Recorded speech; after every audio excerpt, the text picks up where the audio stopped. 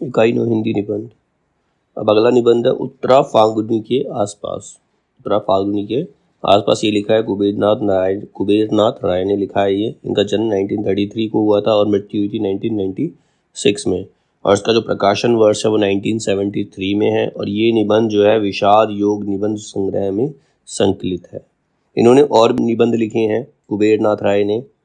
प्रिया नीलकंठी 1968 ईस्वी, रस आखेटक 1970, गंधमादन आखेटक 1972, विषाद योग 1973, निषाद बांसुरी 1974, पर्ण मुकुट 1978, महाकवि की तर्जनी 1979, कामधेनु 1980, मन पवन की नौका 1982, किरात नदी में चंद्रमधु 1983, दृष्टि अभिसार 1984, मराल 1993, उत्तर गुरु 1994, वाणी का क्षीर सागर 1998, अंधकार में अग्निशिखा 1998 और आगम की नाव 2002। तो ये सारे निबंध इन्होंने लिखे हैं कुबेरनाथ राय ने। अब इनके जो इनका निबंध है उत्तरा फाल्गुनी के आसपास, इस निबंध के कुछ इंपॉर्टेंट पॉइंट है, मुख्य बिंदु हैं, कुछ इंपॉर्टेंट पॉइंट्स हैं। कुबेरनाथ राय ललित निबंधकार है, मतलब नए टाइप के निबंध ये लिखते हैं जहाँ एक और इनकी भाषा में पांडित्यपूर्ण शास्त्रीय पक्षों का प्राधान्य है, वह लोक जीवन से कम संतृप्त नहीं है। मतलब इन्होंने पांडित्य, मतलब इनकी जो भाषा है पांडित्यपूर्ण है, मतलब इनकी भाषा में पूरा ज्ञान है, पूरा सब कुछ, भाषा बिल्कुल शुद्ध है, लेकिन वहीं लोक जीवन भी इनके निबंधों में दिखाई पड़ता है, जिसके फलस्वरूप इनके निबंधों में लोकोक्तियाँ कहावतों का प्रयोग दृष्टिगोचर होता है। इन्होंने अपने निबंधों के अंदर लोकोक्तियाँ कहावतें सही तरह से इस्तेमाल इन्होंने किया है। कुबेरनाथ राय ललित निबंध का लालित्य बोध या रस बोध पर आधारित है, भले ही रस पाक या करेला पाक हो। मतलब जो इनका निबंध है रस पाक या करेला पाक हो, लेकिन ललित निबंध गद्य में प्रस्तुत रम्य रचना है। ललित निबंधकार संस्कृति चेतना से कटकर नहीं रह सकते। जो नए निबंधकार हैं वो सांस्कृतिक चेतना उनके अंदर मिलेगी ही मिलेगी, उससे अलग वो नहीं रह सकते। विषाद योग निबंध संग्रह के संदर्भ में कुबेरनाथ राय का मत, क्या मत है उसका, युग बोध की दृष्टि से इसमें अधिक प्रमाणिकता है, मतलब ज़्यादा प्रमाणिक है, प्रूव्ड है ये। यदि इस अन्य संकलों का आस्वादन श्रीमद् भगवत की जाति का है तो इस संकलन की स्वानुभूति महाभारत की समगोत्रीय है। मतलब और संकलनों में अगर श्रीमद् भागवत की सत्यता है तो इसको भी महाभारत के तुल्य समझा जा सकता है। कुबेरनाथ राय का पहला ललित निबंध हेमंत की संध्या, उनका पहला ललित निबंध कौन सा था, हेमंत की संध्या। कुबेरनाथ राय का पहला ललित निबंध हेमंत की संध्या 1946 ईस्वी में आया था और ये धर्मयुग पत्रिका में प्रकाशित हुआ था। इस पे क्वेश्चन बन सकता है कि कुबेरनाथ राय का पहला ललित निबंध कौन सा है, वो है हेमंत की संध्या। ये आया था 1946 ईस्वी में और ये धर्मयुग पत्रिका में संकलित हुआ था। ठीक है। विश्वनाथ तिवारी कहते हैं कुबेरनाथ राय के निबंध में रस छलकता रहता है। विश्वनाथ तिवारी का और कहना है कि कुबेरनाथ राय के निबंधों में रस का मूल स्रोत है लोक जीवन, लोक संस्कृति और लोक शब्दावली।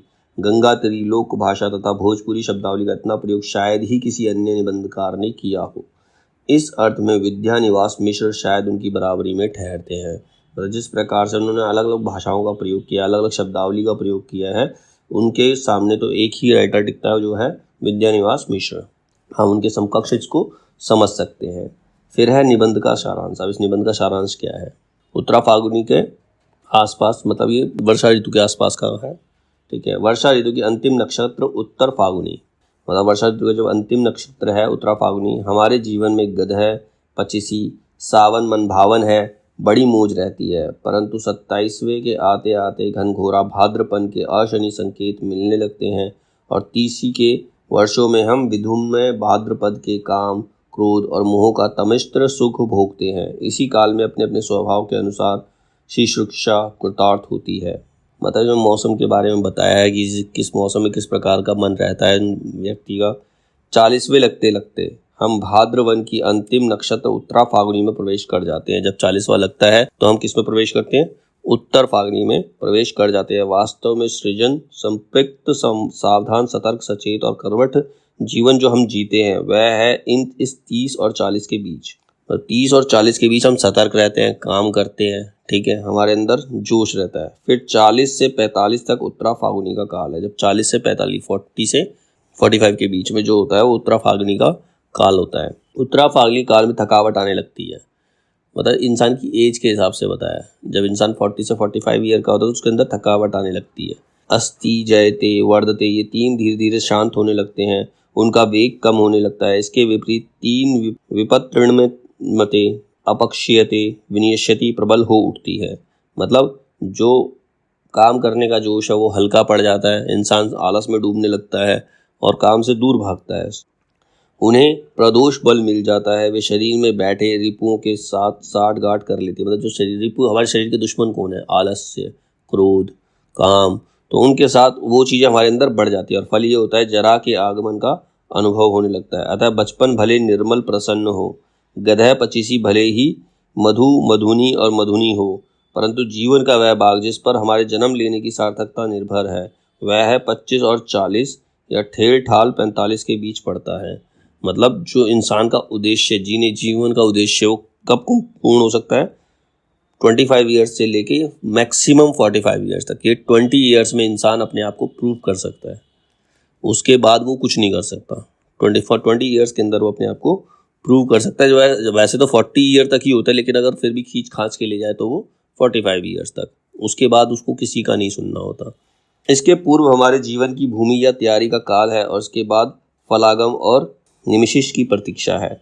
मतलब 25 से पहले हम तैयारी करते हैं कि हमारा फ्यूचर कैसा होगा, और 45 के बाद जो हमने कार्य किया है उसका फल हमें मिलेगा। ठीक है, 25 और 45 के बाद तो मन और बुद्धि के भले ही मधु, दो मधु, असंख्य मधु 60 वर्ष तक भोगती चली जाए। मतलब 45 ईयर के बाद तो इंसान चाहे 60 वर्ष तक जिंदा रहे।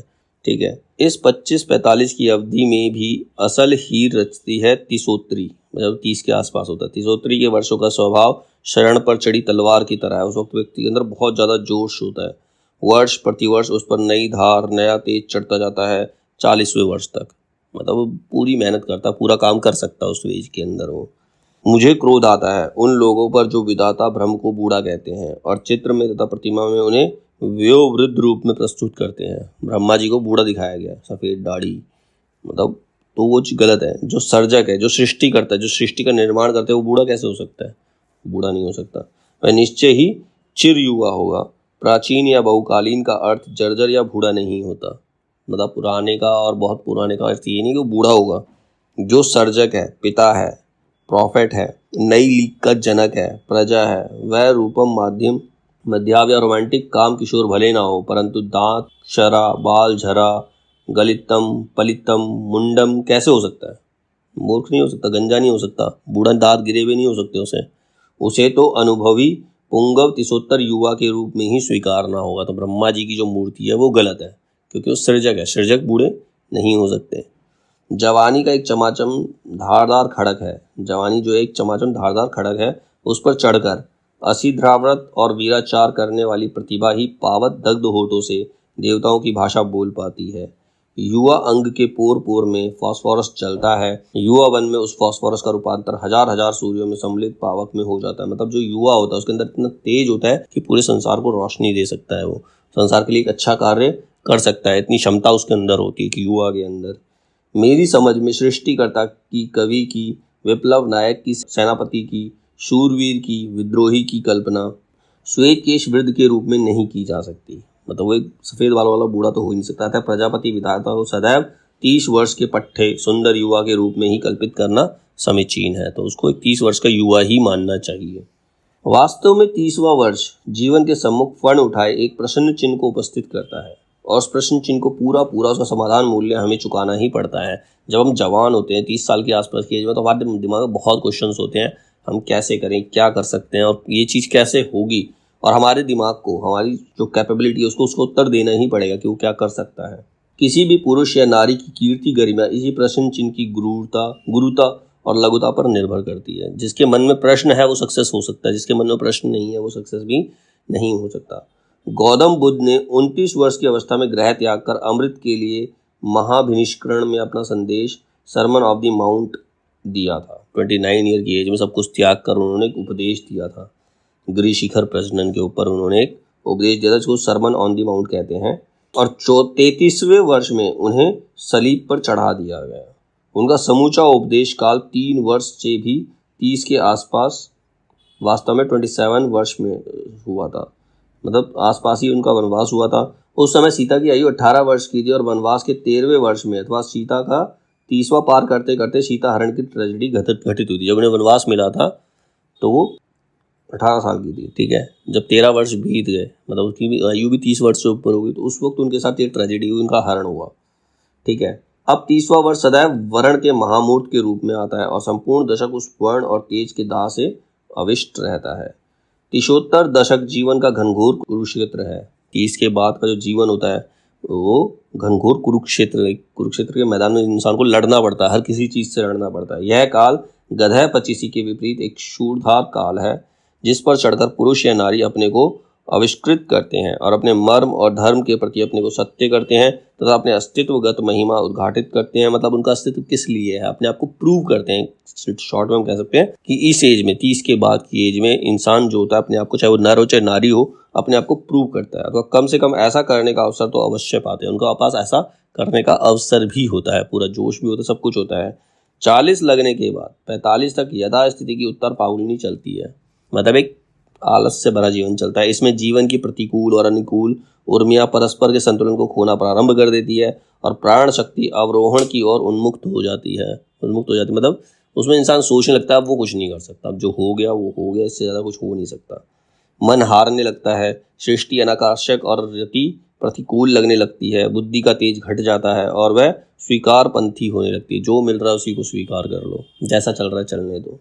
एवं स्वीकार पंथी दाहक तेजमयी शक्ति पर विकास का धूम्र छाने लगता है। परंतु मुझे स्मरण आती है दोस्ती की, जिसके 40 के बाद ही जीवन में धिक्कार दे दिया था। मैं 40 वर्ष जी चुका। 40 वर्ष ही तो असली जीवन काल है। मनुष्य का जो जीवन है वो 40 वर्ष का ही है जो सही है, ठीक है। तुम जानते हो कि 40वां माने चरम बुढ़ापा। दरअसल 40 से ज्यादा जीना असभ्यता, अश्लीलता और अनैतिकता है। भला 40 से आगे कौन जीता है? मूर्ख लोग। और 40 के आगे कौन जीता है? मूर्ख लोग और व्यर्थ लोग, ठीक है। पर मैं साठा तब पाठा की उक्ति बारी गंगा की कछार का निवासी हूँ। इसी से इस अवधि में 5 वर्ष और आगे बढ़ाकर देखता हूँ। यद्यपि दोस्तों व्यष्टि की मूल थीसिस मुझे सही लगती है। शक्ति क्षय की प्रक्रिया 40 के बाद ही प्रारंभ हो जाती है, मतलब शक्ति कम होने लगती है, यद्यपि वह अस्पष्ट रहती है, मतलब मनुष्य को पता नहीं चलता लेकिन उसके अंदर की शक्ति घटने लगती है। मैं इस समय 1972 ईस्वी अपना 38वां पावस झेल रहा हूँ, मतलब 38 का है वो।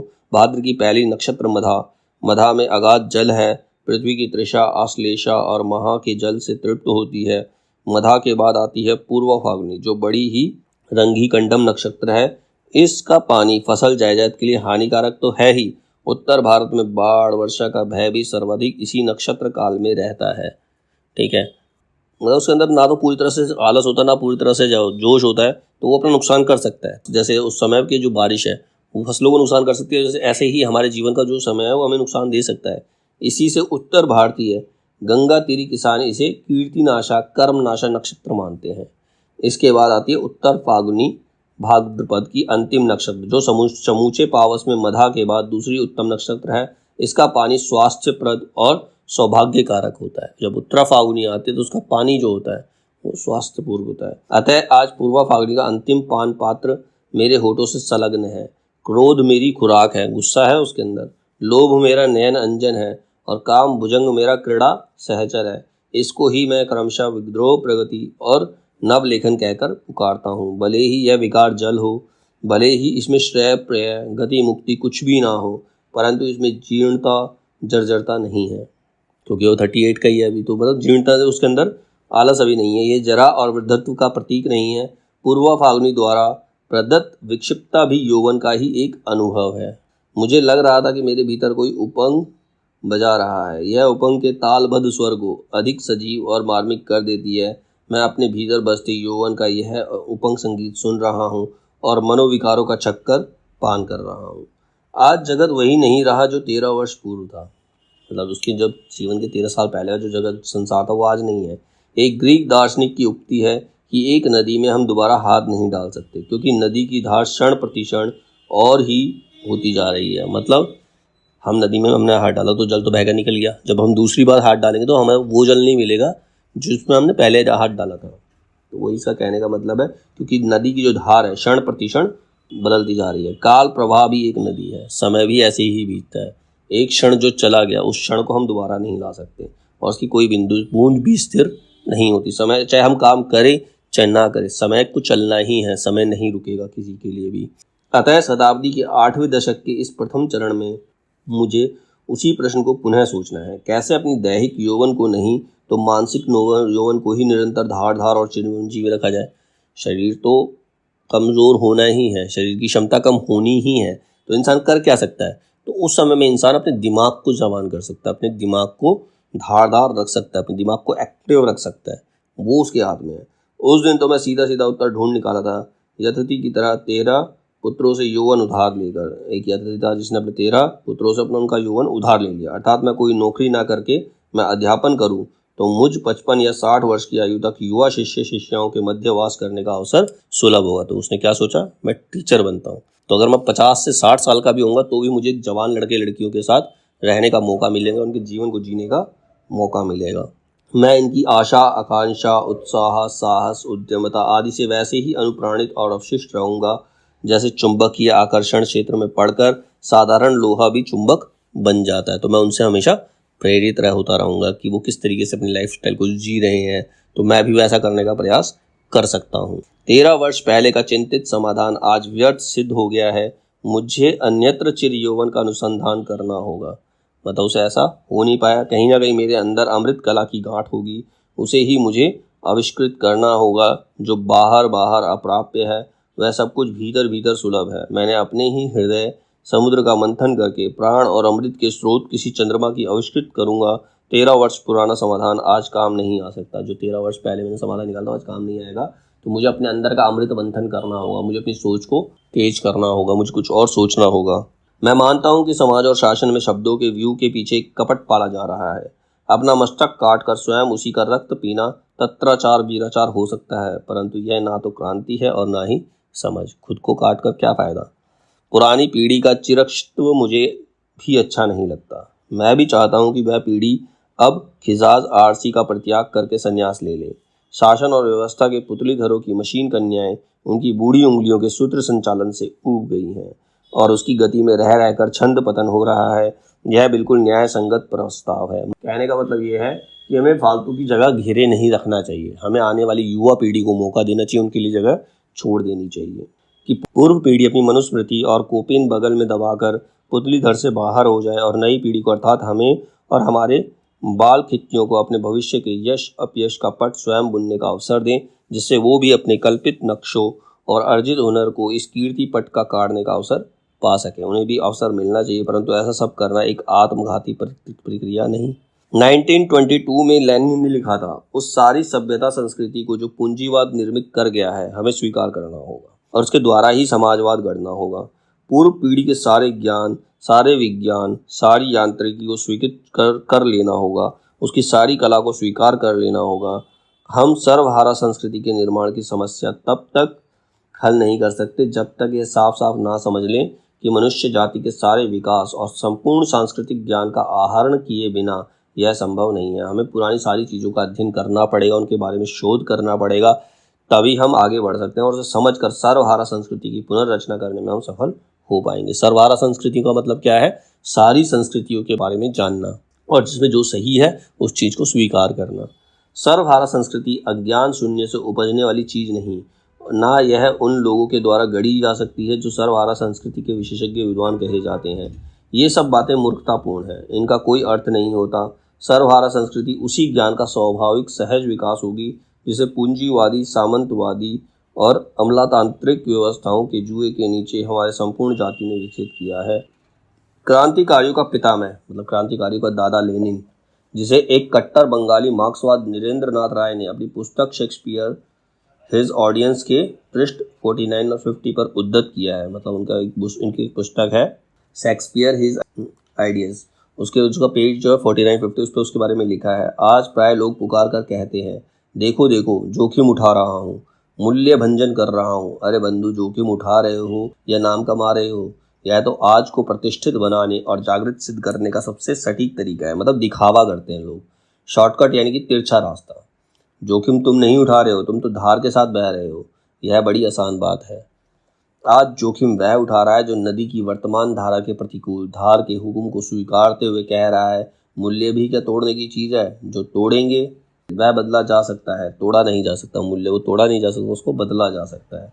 मूल्य स्थिर सनातन नहीं होता, परंतु एक अविच्छिन्न मूल्य प्रवाह, एक सनातन मूल्य परंपरा का अस्तित्व मानना ही होगा। मूल्य क्या है यहाँ पर? जो हमारा सांस्कृतिक मूल्य, जो हमारे रिवाज हैं, जो हमारी पुरानी पीढ़ी से चलते आ रहे हैं, उनको तोड़ा नहीं जा सकता, उनको सिर्फ चेंज किया जा सकता है।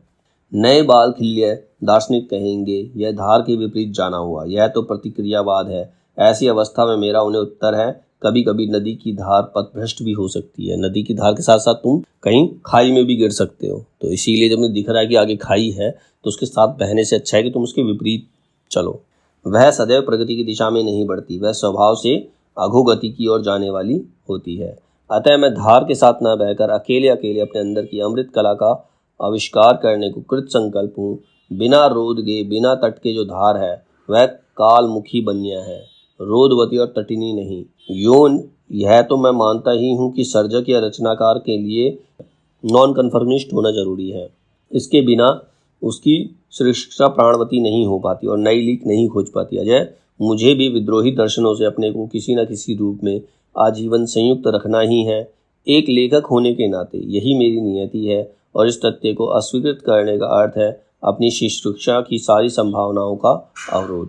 परंतु लेखक, कवि या किसी भी साहित्येतर क्षेत्र के सर्जक या विधाता को यह बात भी गांठ बांध लेनी चाहिए कि 100% अस्वीकार या नॉन कन्फर्मिज्म से भी रचना या सृजन असंभव हो जाता है। मतलब किसी भी चीज़ को तुम 100% अस्वीकार नहीं कर सकते। तुम कुछ नया करना चाहते हो, अच्छी बात है, लेकिन पुराने की भी कुछ चीज़ें तुम्हें स्वीकार करनी पड़ेगी। पुराने ज़माने में भी कुछ चीज़ें अच्छी होती आ रही हैं जिन्हें तुम्हें स्वीकार करना पड़ेगा।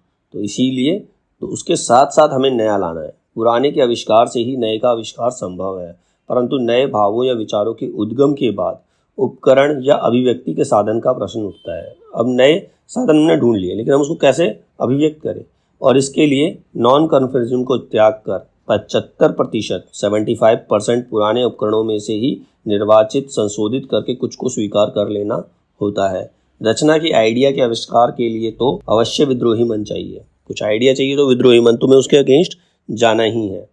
परंतु रचना का कार्य आइडिया के अस्वीकार के साथ ही समाप्त नहीं हो जाता। रचना प्रक्रिया में स्वीकारवादी मन की उतनी ही आवश्यकता होती है। मतलब कुछ अच्छा है तो उसे स्वीकार करना ही चाहिए, अन्यथा आइडिया या ज्ञान का क्रिया के रूपांतर संभव नहीं। अतः प्रत्येक सर्जक या विधाता जीवन के चाहे जिस क्षेत्र की बात हो, विद्रोही और स्वीकारवादी दोनों ही साथ साथ होता है। विद्रोह भी करना है तो उसको स्वीकार भी करना है। 100% अस्वीकार के फैशनेबल दर्शन के प्रति मेरा आक्षेप यह भी है कि स्वयं आरोपित नॉन एक्टिव है। इसको लेकर बहुत आगे तक नहीं जाया जा सकता। यह दर्शन विषय और विद्या दोनों का नकारात्मक सीमा में बांध कर बैठा है और इसके द्वारा अपने स्व को पूरा नहीं पहचाना जा सकता। तो स्व से बाहर आके, खुद से बाहर इतिहास और समाज को समझने की बात तो उठती ही नहीं।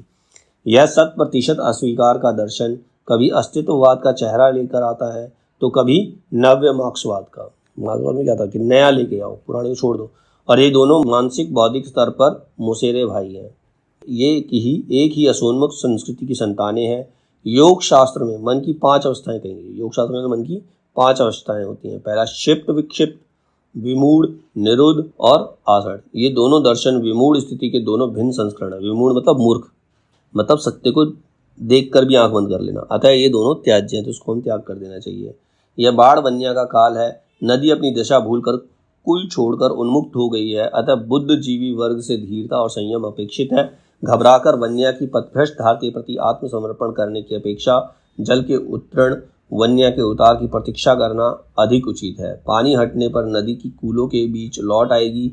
नदी अपनी शस्या यदि बदल भी ले तो भी नई सैया के साथ कोई कूल, कोई अवरोध तो उसे स्वीकार करना ही होगा। अतः मैं चेष्टा करूंगा कि अपने अंदर की अमृता कला का आविष्कार करके इस उत्तर फाल्गुनी काल को 20-22 वर्ष के लिए अपने अंतर में स्थिर और अचल कर दूं। बाहर चाहे शरद बहे या निदाद हू करे, तब मैं अपने बाल खिले सहचरों के साथ व्यवस्था की इन पुतलियों का छद्मबंद नृत्य भोग सकूंगा। और एक दिन वह भी आएगा जब कोई चिल्लाकर मेरे कानों में कहेगा 5 o'clock, 5 बज गए। कोई मेरे हृदय में बोल जाएगा बहुत हुआ, बहुत भोगा, अब नहीं। अब अहम अमृत इच्छामि, अहम वानप्रस्थ चरिष्यामि। अब मुझे वानप्रस्थ स्वीकार कर लेना चाहिए। तब मैं व्यवस्था के पुतलीधर की इन यंत्र कन्याओं से माफ़ी मांगकर उत्तर पुरुष की जय जयकार बोलते हुए मंच से बाहर आ जाऊंगा और अपने को विसर्जित कर दूंगा। मैं उसकी मृत्यु हो जाएगी। लोकराण्य में खो जाऊंगा। अपरिचित विक्षोभम अवसर प्राप्त रिटायर्ड स्थाणुओं को महाकांतर में मैं अभी नहीं, अभी तो मैं विश्वेश्वर के सांड की तरह जवान हूँ, अभी तो मुझे कुछ करना है।